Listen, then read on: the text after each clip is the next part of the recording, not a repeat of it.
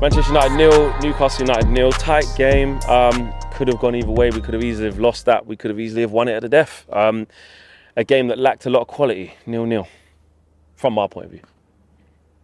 Absolutely pathetic. Pathetic. Shit game. Same pattern for at least 35 minutes of the second half. Same pattern. Seesaw like this. I've started feeling dizzy. And not the Man City dizzy. This is fucking shit dizzy. This is in my own fucking stadium. Shaw, Sancho, Bruno, Casemiro, Anthony. Anthony, Casemiro, Bruno, Sancho, Shaw. That's it. Swings and round. Nobody attacking. Nobody trying to have a shot on goal. Nobody trying to run in behind. Nobody trying to cause a threat. Nothing. Everybody just stood there passing the ball to each other. Yeah, we wanted passing football. But we still needed to make some chances. The only proper chance, this guy, man, Fred. And this is what people call me, I flip-flop. Look at this guy. You lot named him Fredinho. You probably did as well. Yeah, of course. And look now. Don't. You need to stop doing this. No, because what you do is you just act like everyone else but Faz did it. You, at the time, you probably did it. Yes. Right. And you was probably saying Gilberto Carlos at the time as well. You was on these trains. But that's what the point I'm making. Right, okay. Right. Well, say you as well, not you lot. You're part of it. But I hear you. I'm a different level of crackhead. That's what KG would say. But you see what I mean? In this particular game, how much of a drop off in quality was that from when you go from Eriksen to Fred and look, when the sighs and the gasps and the ahs start coming and it starts getting on top of Fred, his confidence going down and he has the chance at the end, should score. It just wasn't his day, and we just know what has to happen when he plays in the final third. This is a similar theme. But what do I say when Eriksen and Scott McTominay are playing? I say the same thing. Look at our bench. Who are the problem solvers?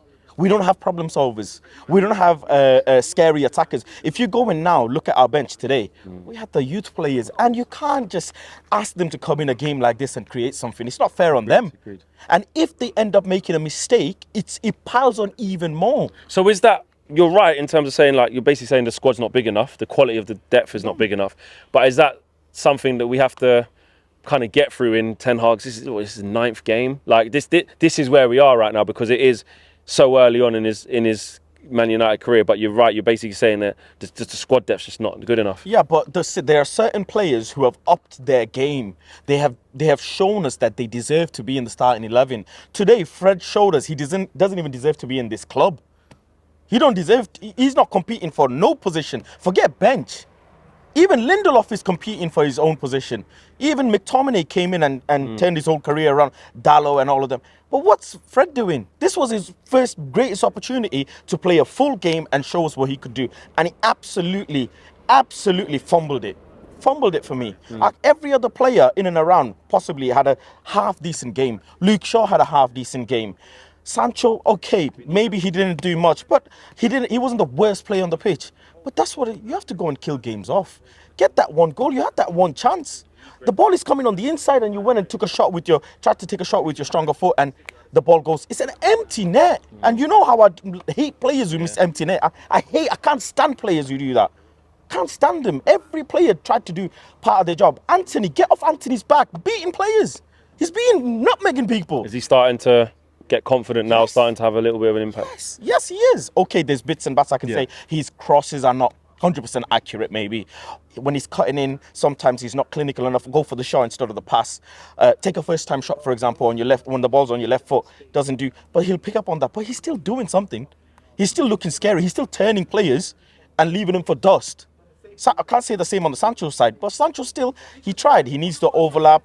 He had Shaw to help him. They were trying, but we don't have a killer up front. Ronaldo didn't do much. You saw yet again. And took him off, yeah? Yeah, you saw again. Defenders are outrunning him. And this is me not getting onto Ronaldo, but is it not factual that he has slowed down? Why is it hard to accept? Why do we have to wait for players? Why do fan base get on us and say, wait for Ronaldo, he gave you 20-odd goals last season. What do you want me to do? Just because he gave me 20-odd goals last season, so I have to sacrifice 9 or 10 games this season? No.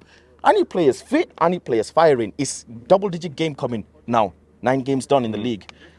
Arsenal are 11 points ahead of us as we're speaking right now. Don't know what that happens to that game. We got 1 game in hand, so you can say, okay, 8 games, 8 points if we win our next game. That's not good enough, Flex. We can't come top 4 like this.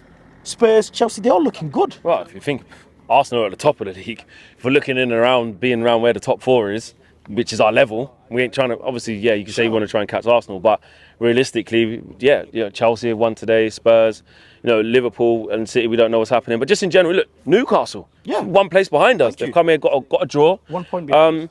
1 point behind us, and 1 place behind us. So it is tough. But how much of this, and I asked Marcel the same thing, how much of this is important to, kind of remember that this is still early on, we're going to see this from where we're coming from versus where we're going to go, versus where the squad looks like, versus who is available today, all of those things versus player performance, player application, etc., etc. How do you balance the two? I get it. I get that we'll see these games, but the issue isn't that boys, 1 sec. The issue, I can't think. The issue isn't that these type of games will happen and accept. The issue is the drop in level on certain players. If that drop didn't happen today, we could have gone and won that game. And that's where my problem is. You can't turn around and say the whole squad played bad because they didn't. It's that certain positions, the drop is so bad that you just think, I might as well have Elanga on the left-hand side at this point.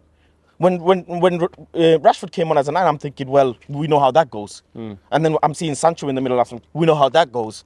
Can't have that. I need problem solvers in this squad. I need Ten Hag to look at his bench and go, 0-0, 70th minute, you come on, you can solve a problem for me. But to be fair to Eric Ten Hag, in the last however many games, his subs have been coming off the bench and scoring goals. Yeah, but that's because McTominay was a sub, that's because Sancho was a sub, that's because Rashford was a sub.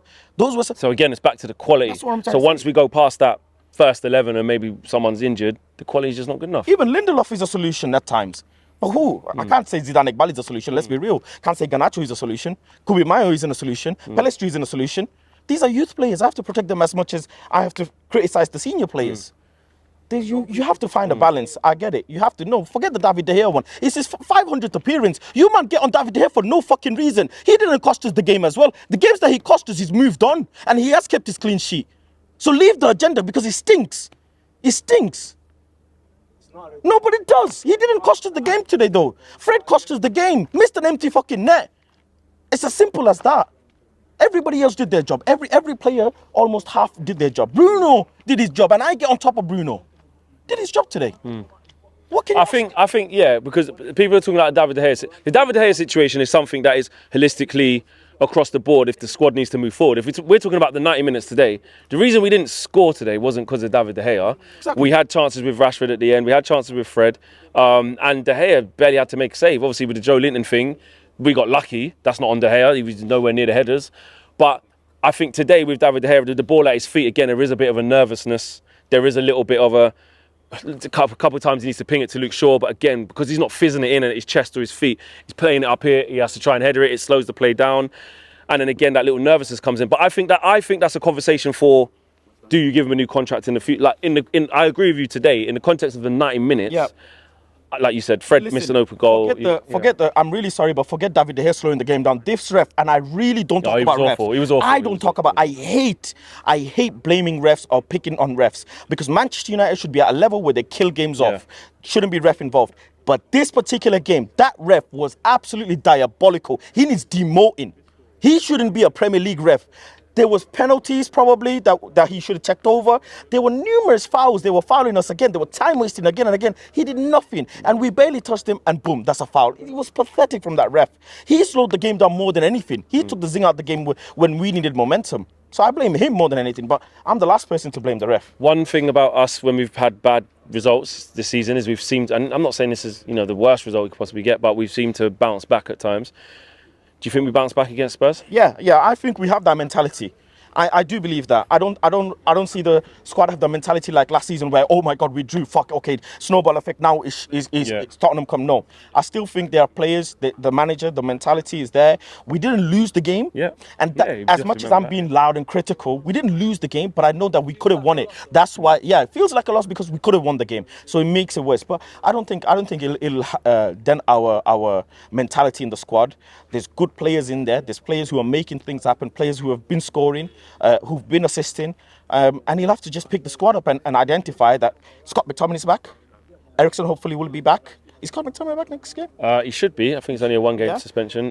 Martial, we hopefully need. I mean, he said he might have been able to be available, but But being available and being able to play 90 minutes is two different things. being available is like a 20-minute here. But Yeah, come off the bench the last couple of games, done well. Yeah, but don't matter. Look now. What if he was available? Could have made something happen today. That's just a fact. He could have made, and I'm saying it. Yeah. But hopefully he can now go and address that and identify certain positions, for example, the Fred situation, and bring something on in there, because that's what we need.